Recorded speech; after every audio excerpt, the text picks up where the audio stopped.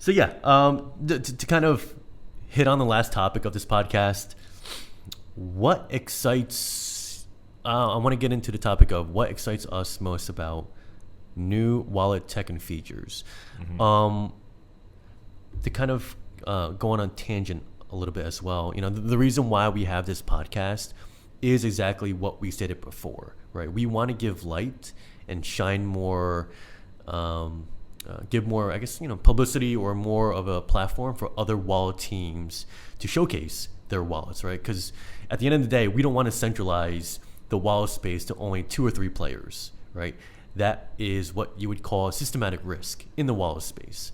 It's the same thing as the banking space, right? You don't want systematic risk within the banking sector. So, we hope this podcast can allow other wallet teams to showcase their new tech and their new ways of holding your private keys, tokens, and coins. So, but yeah, let's get to the last topic here. Victor, what excites you the most about wallet tech and features that are coming up? Well, let's see. Yeah, or what have you heard of, or what have you seen recently that came to light for wallets in general? Well, I guess I just want to hit up MPC wallets. I guess it's the next iteration after multisig, right? I sort of see it as a good step forward in the right direction, which is to sort of be less reliant on seed phrases and sort of integrate more human elements into private key management, as well as more easier to manage UI and UX, basically.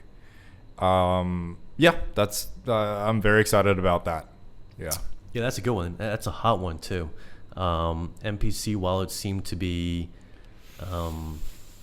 the kind of new talking point for wallets. I know Jack Dorsey, he's been working on a new wallet under his new Bitcoin company. I forgot the name of the wallet, but they were publicizing on social media about how their wallets are going to be using that new MPC social recovery kind of scheme for their wallets, and how they also have I guess quote unquote bad mouths the whole notion of using 12 or 24 mnemonic words, which in my opinion, I don't really see. Like, everyone in the wallet space is saying that the 12 or 24 mnemonic words is just bad UX or a bad wallet experience. To be honest, it's not that hard, right? You're prompted with the words on your wallet. They just tell you to write it down on a separate piece of paper or somewhere else, and that's it, right? There is no kind of stumbling blocks with that. Well, my counter argument to that is, doesn't matter how little the friction, it's still friction, right? Like, imagine every time you want to register a Gmail account and you have to write down 24 words, right? Like, that's an UX no one wants, right? It might be simple to do, but I mean, I've written down a lot of 24 words. It takes a minute, right? Let's be honest. It takes a minute, and then you have to decide, like, oh, where am I going to put this information? You have to have a dedicated safe to put it on. You have to make backups, right? It's just...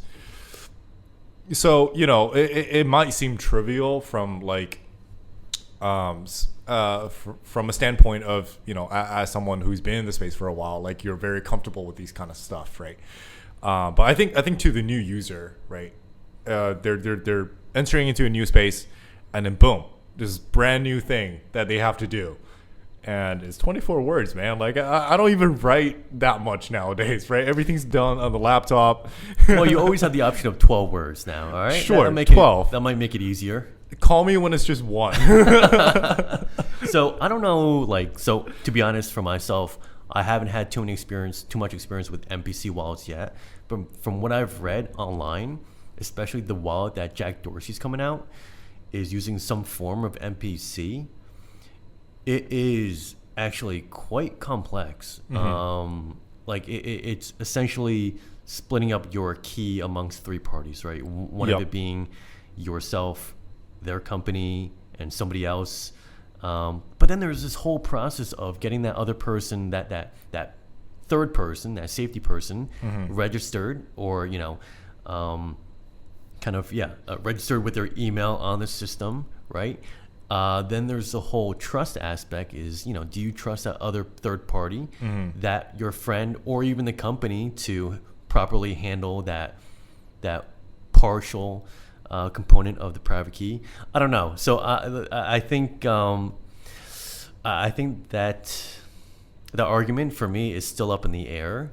A lot of these companies that are pushing for MPC or even the new thing, account abstraction, is bad mouthing, BIP 39 and having to force the user to write down 12 or 24 mnemonic words.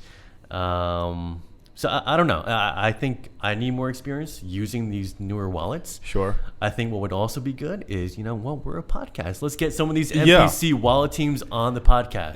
If anyone works for a MPC wallet company or team, or account abstraction project, you're most welcome to come on and sort of explain it to us, educate all of us on why you think that might be superior for the user experience or safety, right? Yeah, for sure. That would be pretty cool if they had actual live tests to see how fast a person can set up this wallet, or this wallet. Yeah. Right? We'll give them the three choices, right? A ledger, a new MPC wallet, or a software wallet, like a MetaMask, right? And we measure their setup time, right? Right. Whichever wallet takes the quickest time to set up. Does that necessarily mean that it's the easiest wallet? I don't know, but it goes back to the question of is the speed equate to easy, right? The speed equate to a better wallet experience for the user? I don't know. So I guess as we progress this podcast series with more wallet teams and more people coming on the podcast, we can kind of break that down into, what are some other factors that would be the ideal, golden wallet experience that we should all be looking for. So yeah, definitely. So that wraps up the first episode of 256, the podcast where we talk all things wallets.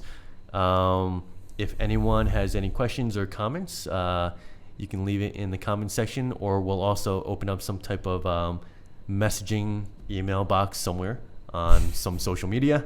And if there's any other wallet team that would be kind enough to hop on the podcast with us to kind of share about what they're doing, that'll be awesome too. So again, this is Eric and my co-host Victor. Yes. Signing off now. Signing off.